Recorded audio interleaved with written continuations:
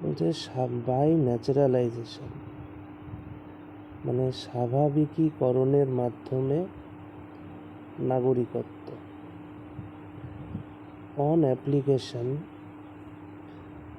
the central government may grant a certificate of naturalization to any person who is not an illegal migrant who meets the following requirements.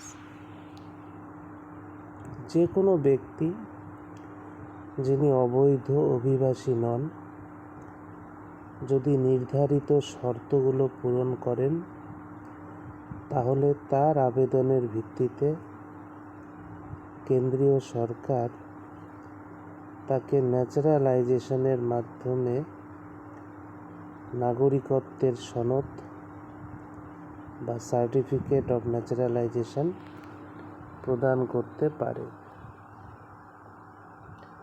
He/she has either resided in India, মানে হয় তারা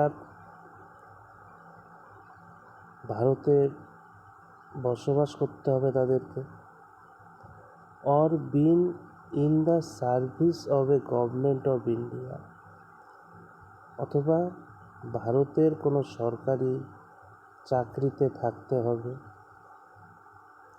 or partly the one and partly the other, অথবা কিছু সময় ভারতে বসবাস এবং কিছু সময় সরকারি চাকরিতে থাকতে হবে, throughout the period of 12 months immediately preceding the date of the application, অর্থাৎ আবেদনের ঠিক আগের 12 মাস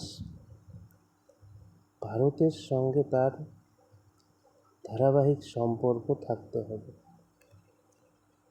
তাহলে ন্যাচারালাইজেশনের প্রথম শর্ত হচ্ছে ইললিগাল মাইগ্রেন্ট হতে পারবেন না।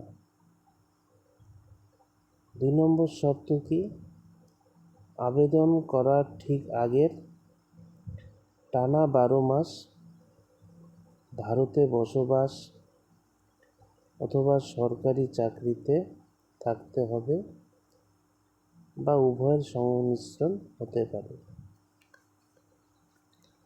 তাহলে ন্যাচারালাইজেশনের মাধ্যমে ভারতীয় নাগরিকত্ব পেতে আবেদনকারীকে অবৈধ অভিবাসী হওয়া চলবে না এবং আবেদন করার ঠিক আগের টানা 12 মাস ভারতে বসবাস বা সরকারি চাকরিতে বা উভয়ের সংমিশ্রণে থাকতে হবে।